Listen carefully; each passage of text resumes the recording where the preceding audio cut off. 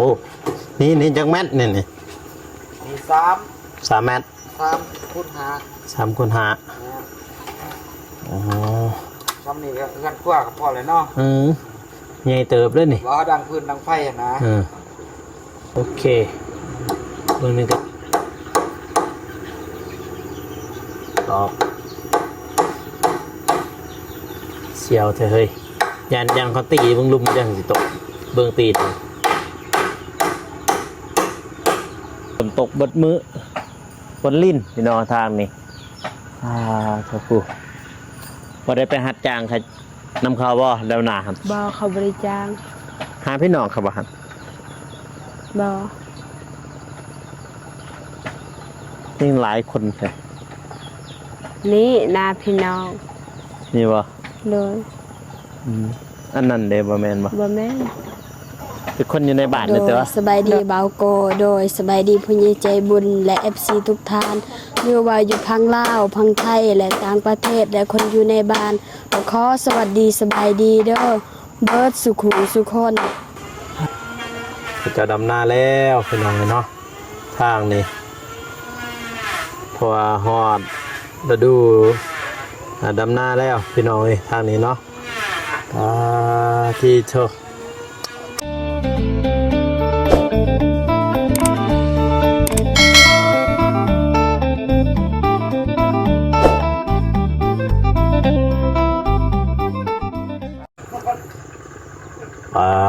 ที่ทุกพี่น้องไงเนาะ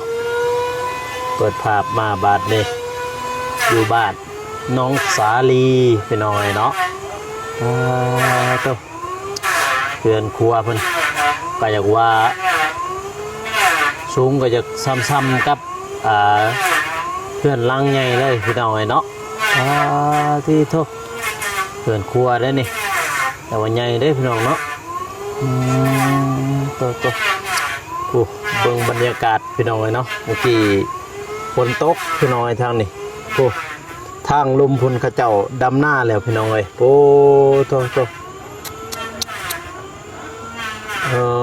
ในกล่องก็จะไปเห็นบันไดเด้อพี่น้องเด้อเขาจะดำหน้าแล้วพี่น้องเลยเนาะทางนี้พอฮอดฤดูดำหน้าแล้วพี่น้องเลยทางนี้เนาะที่เธอ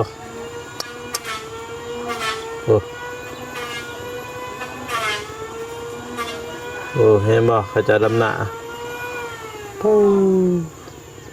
สวยงามพี่น้องเลย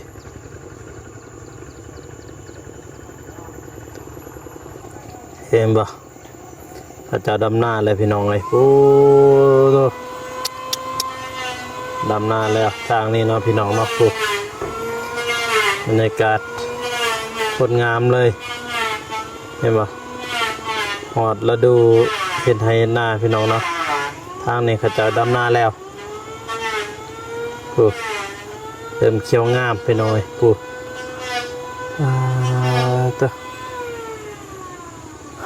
ทางบ้าน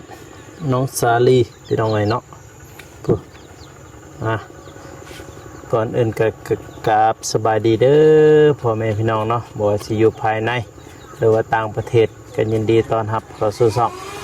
บ่าวโก้ชนบทปปลาวพี่น้องเนาะมามื้อนี้ก็มาอัปเดตทางบ้านน้องสาลีคือเก่าพี่น้องเนาะจะทีมงานเฮาก็บ่ทันได้มาพี่น้องเนาะบ่าวโก้มาก่อนเนาะใหญ่เลยพี่น้องเนาะอันนี้เป็นเงินขั้วได้พี่น้องได้เงินขั้วใหญ่บ่คือโถในเติบด้วยหน่อยจะว่าซ้ำๆกับเพื่อนเลยเนาะที่โตอยากว่าสูงก็อยากว่าอยากเท่ากันห่างกันน้อยเดียวพี่น้องเลยเนาะอันนี้โตอันนี้เป็นเฮือนครัวพี่น้องเลยเนาะเฮือนครัวหรือว่ามองที่ว่าเขาจะเฮ็ดแนวอยู่เนี่ยกินพี่น้องเลยเนาะคุณเบิ่งออบปาที่โถน้ำบ่สีเริ่มเข้ากันแล้วพี่น้องเลยเนาะ สีผ้าสีประตูนี่อยากเข้ากันเลยกับไมเซล่าพี่น้องเนาะอ๋อดีโทโอ้ทั้งลุมกับแม่น้องสลีเราก็ขุดเรียบร้อยพี่น้องเนาะดิมาอัปเดตพี่น้องเนาะอุ้ยโทดิโทมาเบิ้งทางนี้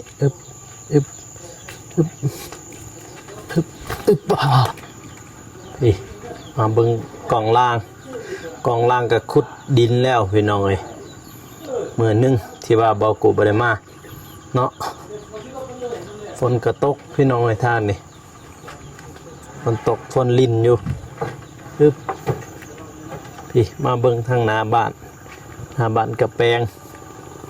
ดินเรียบร้อยพี่น้องเนาะไม่แต่อันนี้ติดเซ่เกือบป้าเจ้าเบื้องลุ่มเห็นไหมป่าดำหน้าแล้วพี่น้องเนาะเบื้องอ้อมเพื่อนโคตรงามเลยพี่น้องเนาะงามคักงามแน่เลยเจ้ามันก็อ้อมเรียบร้อยพี่น้องเนาะท่านนี้เดี๋ยวอ้อมในยังบัดมาเบิ่งสางพันกบไม้กบตอก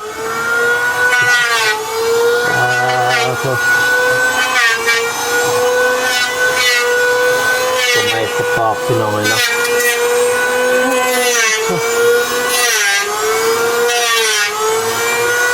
กบไม้เฮ็ดเงินคั่วพี่น้องเลยเนาะ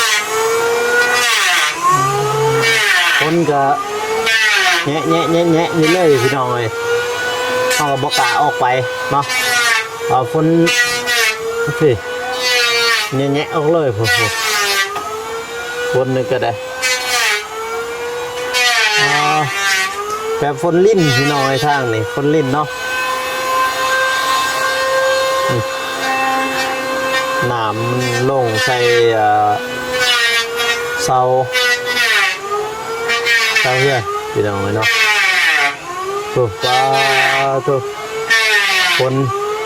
ในกล่องก็จะไม่เห็นปลาใดพี่น้อยเนาะเห็นอยู่จากวันน้อยๆพี่น้อย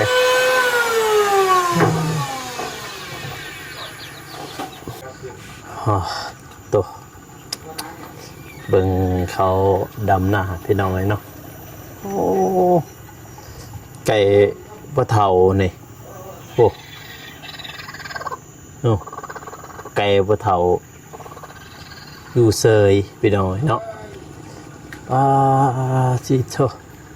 ฝนกระตกพี่น้อยเห็นยังกับบ่ได้เนาะทางนี้โอ้เบิ่งทางลุมมันกระเจ้าดำหน้าไทยหน้าจิโตวิวนี้โคตรใดเลยพี่น้อยมองนี่เลี้ยวมาแต่ลุมเลี้ยวมาขึ้นเทิง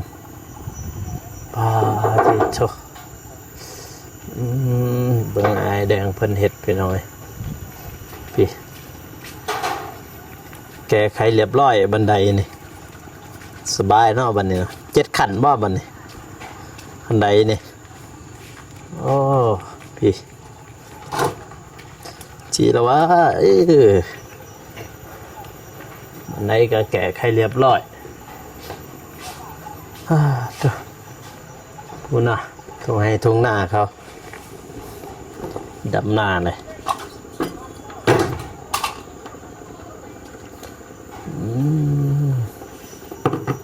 เบ็ดกระเบิด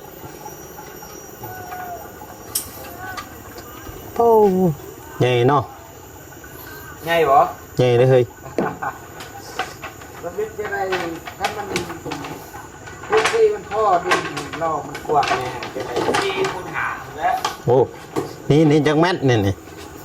มี3 เมตร 3 คูณ 3 คูณ 5อ๋อ ซ้ำนี่ก็เงินกว้างกับพ่อเลยเนาะใหญ่เติบเลยนี่ ว่าดังพื้นดังไฟนะ เบิ่งนึงก็ใหญ่เติบเบิ่งนี่ตัดได้บ่ระวังซ้ายมันได้เอาซ้ายเบิ่งลังอยู่นี่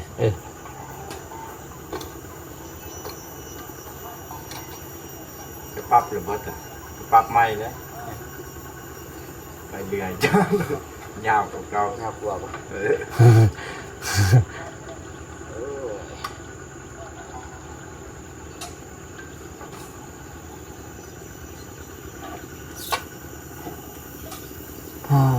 ตัวปิ้วนี่โคตรได้เลยนะมองนี่นี่ งามเนาะ งามขนาด ตัวนี้งามแล้ว ปิ้วนี่ ทางที่เบื้องนั้น โอ้ต่างเบื้องนั้นสุดยอดเลยแล้วต่างเฮือนเบื้องนะครับ สู้อันยำลบ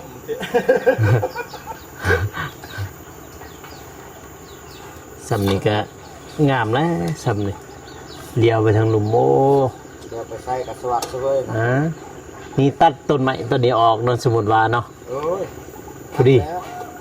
ได้เห็นหมดแล้วนะ แต่ว่ากุกปอหูเขาเนี่ยเคยนะครับ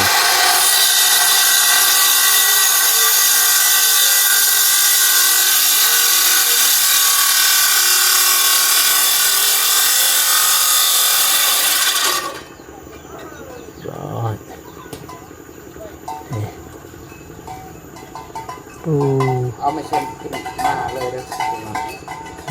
บิ่งคือบ่ใหญ่แต่ว่าใหญ่ได้นี่สามคนหา พี่น้องตู้ เป็นดินกว้างนี่บ่ดีเฮ็ด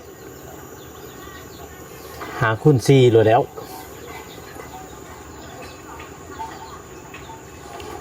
ประตูทางหน้าแล้วเนาะทางวันนี้นั่นแหละประตูอ่ะ แน่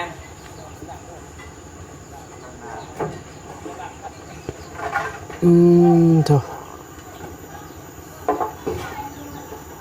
ยอดลาย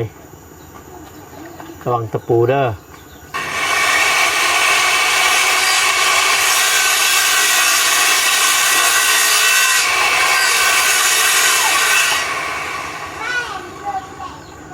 มาถือบ่ อยากเห็นหมู่ปานใดแล้ว ยันว่าถือตะปู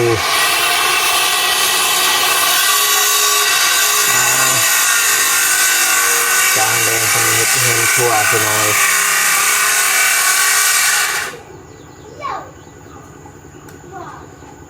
ลิดยาบ่อย่าลิ้นลายได้กับยาเลยยากับยาปุ๊บสอบ ยังแต่ซีดบ่ได้ไปเบิ่งเลย ยาคายา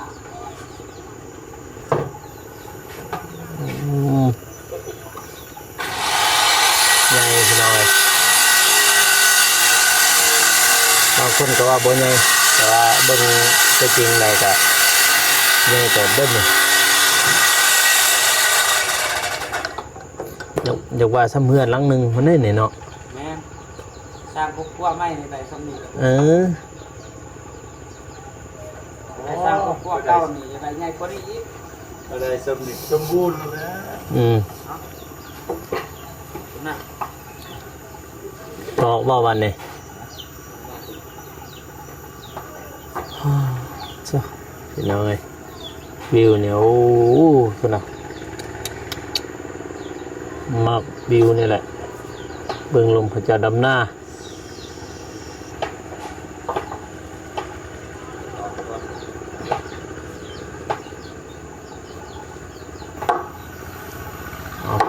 ตอกบานเนี่ย ไม่รู้ได้หัวทำแบบออกมา โอเค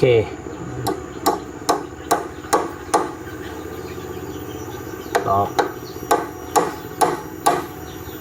เสียวเถอะเฮ้ยยันเขาตีเบิ่งลุมจังสิตกเบิ่งตีน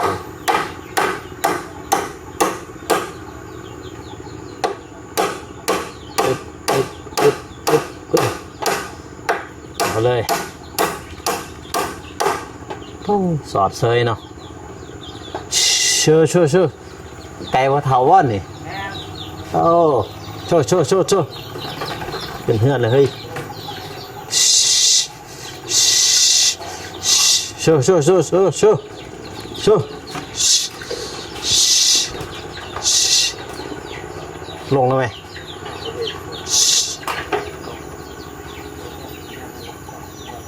อึบปะตัว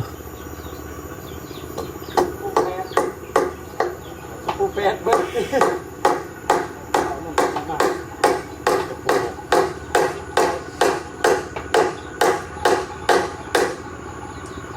ปูแปดเบิดบ่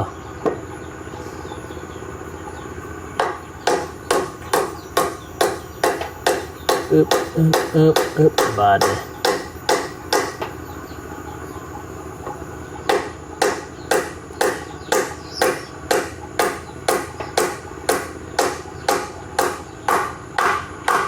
เรียบร้อยมีแต่ปูแปดพอดีเนาะ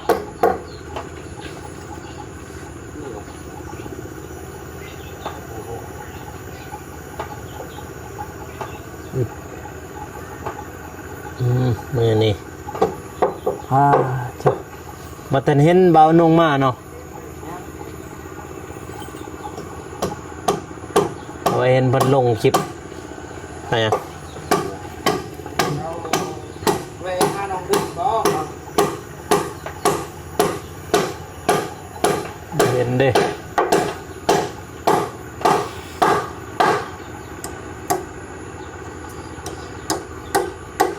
ปึ๊บ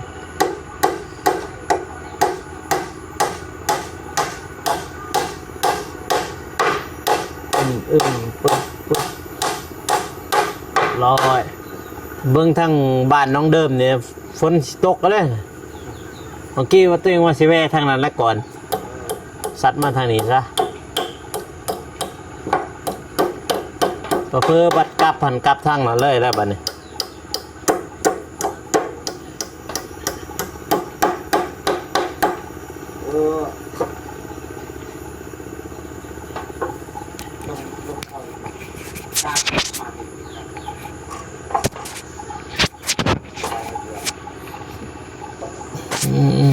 ชัวเปิดไม่ว้าวชัวเป็นเอาไงเนาะฝนกะตกตั้งแต่เช้าคนทางนี้แค่นี้ทางบ้านเบาโกฝนบ่ตกโอ้ไก่พะเถาหน่อยป่าโอ้หลังใหญ่เติบไม่ใช่โอ้เอาไม่นี่วาดนี่คือง่อยเงาทำสบายดีพุ่นใหญ่พุ่นเนี่ย สบายดีผู้ใหญ่ใจบุญสบายดี FC ทุกท่านหรือว่าในลาวและไทยและต่างประเทศก็ขอสวัสดีสบายดีเด้อ FC ที่ผู้ติดตามบาวโกเด้อ โอ้ยย่อแล้วเนาะบัดเนาะ หน่อย เกินกว่านี้ย่อแล้วพี่น้องพุ่นน่ะสิโชเมื่อวานเนี่ยบ่ค่อยย่อ โดย หลายคนอยู่บ่มาย่อ บ่บ่ได้หลายปานใดมีแต่ผู้หญิง เดี๋ยวผู้หญิง โดย อ๋อ ผู้ พี่น้อง ชาย จะบ่ โดยผู้ชายมีแต่สร้าง2คนแหละก็อายและเบาอาตูนกับเบาน้อง บ่ลิงมาบ่ บ่ บ่เห็นมาอีกมุงแล้วพี่น้องเกี่ยมมุงแน่บัดนี้ฝนตกเบิดมื้อฝนลิ้นพี่น้องทางนี้เจ้าปู่บ่ได้ไปหัดจ้างใครนำเขาบ่แล้วหน้าหั่น บ่เขาบริจาง หาพี่น้องครับบ่หั่น บ่ นี่หลายคนแท้ นี่นาพี่น้อง นี่บ่ เลย อันนั้นเด้บ่แม่นบ่ บ่แม่น ทุกคนอยู่ในบ้านนี่แต่ว่า โดย หรือว่าคนบ้านบ้านเฮา ดิน เอ ทาง งแบบเขาแหงกัน โอ้มาให้กัน โดย คิดว่าเขาจะจากเป็นมาหลายคนจางสิไปดำซอย สิไปหาหับจากก่อนก็เลยเติมน้ำมันรถเลยโอ้ยพี่น้องเอ้ยทางนี้ก็ฝนเพราะนุ่งมาทันมาบันนี้ บ่ มาทันมาพี่น้องบุราษเฮ็ดยังกินให้สร้างมันเลยกินแล้วว่าเก่าเถียง กินแล้ว สร้างแดงเฮ็ดลาบปลาบ่ ลาบปลา โดย วันนี้เราเห็นยังเห็นอยู่ เราผักกันหัวแบะ อ๋อ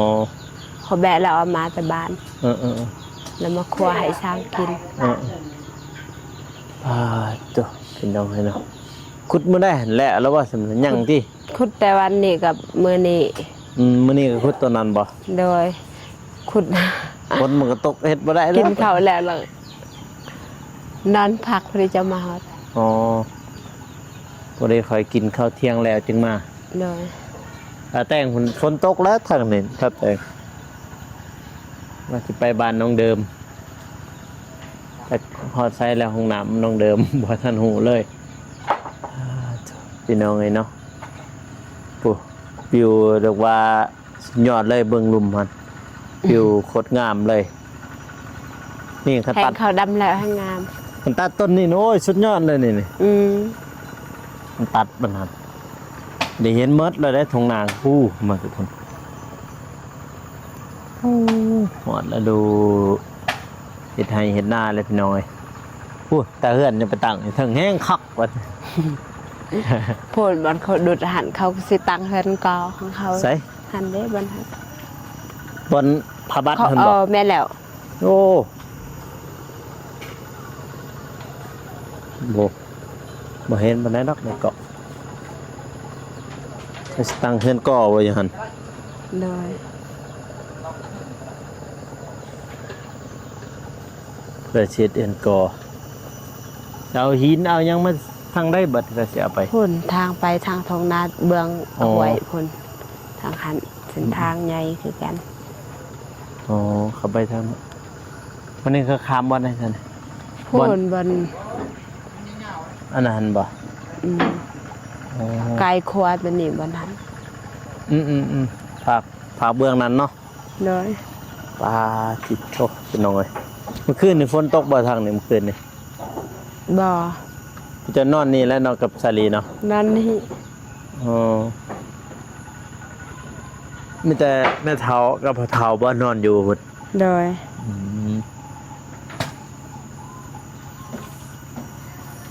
ลูกพ่อเฒ่าแม่เฒ่านอนอยู่เฮือนกระตุบหน่อยพุ่นพี่น้องเอ้ยในบ้านหมดโชคพ่อเฒ่าไปใช้มื้อนี่ ไปเคลื่อน ไปเขื่อน โดย แล้วก็ได้อยู่ว่าปลาก็ไปซิดเบ็ดอ่ะบ่ โดยบ่ฮู้แล้วสิได้บ่บ่เห็นเรามา แต่เช้าบ่ละไปหรือว่าเรานอนอยู่หั่น ไปแต่เช้า ราคาเฮืออยู่แล้วอย่าไปเบิ่งทางนั้นไปหาปลาคือกันโอ้ทางใหญ่เลยพี่น้องเอ้ยเบิ่งในกล่องก็เห็นลำใหญ่พี่ที่ทุกน้องชาลีไปใส่เมื่อกี้ ไปล้างผัก มาล้างพักอยู่ใส่บัดนี้ อยู่ห้วย ห้อยลุมหู โดย อ๋อไก่เติบก็ได้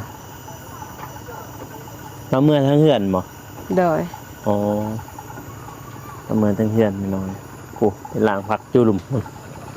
ไก่เติบสิบ่คุณบ่น้ำช่วงนี้ คุณ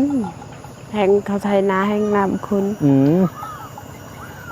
นะก็ปล่อยลงหันเลยบ่ โดย อ๋อคุณแล้วบาทนี่ก็ปล่อยลงหันโอ้หลายคนนี่ลิถ้าว่าขจ่างมันเท่าไรทางนี้ บ่ฮู้คันคนที่เคยจ้างอาวีหันวัน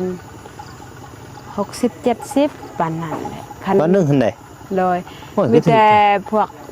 เบาเกิดหันจ้างวันละแสน ให้ใหญ่บ่ของเขา โดย ตัวนั้นใดมันก็ถึกแท้เขาว่าไปวันหนึ่งอันนี้วันหนึ่ง60 50 70ทางบ้านข่อยวันหนึ่ง150,000คนได้ไปจ้างหันวันหนึ่ง150,000คือ โอ้ยคันคือทางบ้านเจ้าเขายัดกันแล้วอยู่นี่ มันยากตัวบ่มีรถพาเขาไปถ้ามีรถเอ้ยเอาอยู่นี่ดีกว่าแต่ว่าขันไป ได้ ดำ ไล่คนทางนี้ หัวบาดเดียวเลยเบิดเรียบร้อย ฮันตี้มีแต่พี่น้องเขาเองดำครับมือหนึ่งได้บ่4ให้ถ้าว่ามือหนึ่งหันแล้วเลยก็ดำถ้าว่าเอาลายแต่นี่เพราะว่ามีแต่10ให้หนึ่ง10ปลายให้17 18ให้นี่ก็ซ้ำเขานี่แหละนี่ซ้ำนี่แหละให้ฮะก็บ่เป็นสิใหญ่ซ้ำนี่คือกันประมาณ10ปลายให้มันนี่ของเอื้อยเขาอีกพอดีทั้งของเอื้อยของแม่คันประมาณ20ป้าย24 25ให้นี่แหละประมาณเท่านั้นถ้าเอาแต่นี่บาทเดียวคนทางนาจนเป็นทิศทุนแม่ก็ดำนา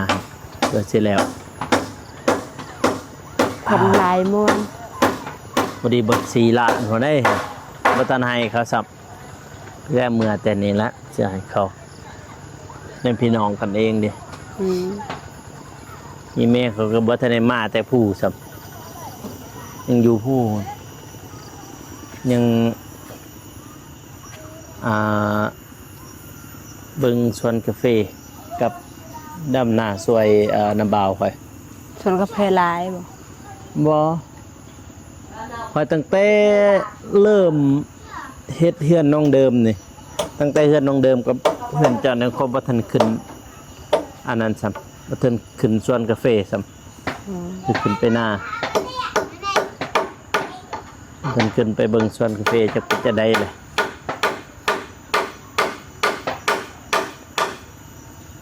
โธ่น้องซาลี่มื้อนี้บ่ได้เห็นดนน้องเอ้ยซาลี่เพิ่นเอาไม้ให้เราได้ โดยสบายดีบ่าวโกโดยสบายดีผู้ใหญ่ใจบุญและ FC ทุกท่านไม่ว่าอยู่พังลาวพังไทยและต่างประเทศและคนอยู่ในบ้าน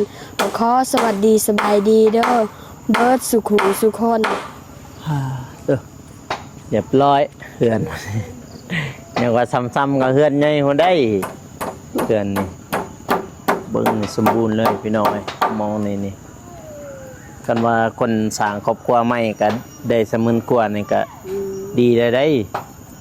เนาะ4คูณ5คูณ3บ่ว่าเบิ่งนี่ไปพูดน่ะมัน5เบิ่งนี่ไปนี่มันเป็น3พี่น้องเอ้ย โดย ตัวกินแล้วว่าเขาหน่อย กินแล้ว คือผู้ใหญ่เพิ่นว่าให้น้องชาลีกินละลายเฝ้าตุ้ย กินให้ตุ้ยแล้วมันทีมงานกับบ่ทันมาพี่น้องเอ้ยมื้อนี้เบาโกมาเขากับบ่ทันมา เมื่อวานนี่ผู้ไปบ้านกระดับเพิ่นเมื่อวานนี่โอ้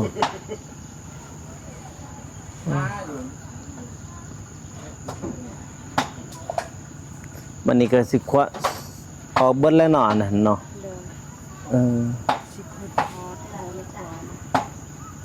ทางเฮือนครัวนี่ก็ขุดบ่ คน แต่ขุดเฮือนครัวนี้ถมตัวนี้นี่ถมให้มันเพียงถมให้มันซ้ำกับพุ่นซ้ำกับตัวเทิงพุ่นเพราะว่าเบื้องถึงมันอันนั้นดิต่ำต้องขุดลงอีกขุดแล้วก็ขวดมานี่พอเบื้องนี้เห็นว่าเขายังมูลพุ่นว้าวเด้อพี่น้องเอ้ยเบียกอะเฮ็ดหยังบ่ได้ฝนตกพี่น้องเอ้ยทางนี้นี่สิหาเบิ่งสร้างพนิดสวยงามเลยในห้องตอนนั้นบ่ทันมีใครนอนในห้องไม่เฒ่าเนาะ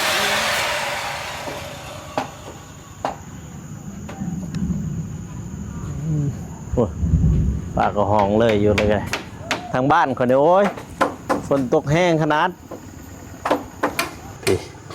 ฝนนี่ก็มาอีกแล้วฝนพี่น้องมาอีกแล้วฝนนี่เนาะ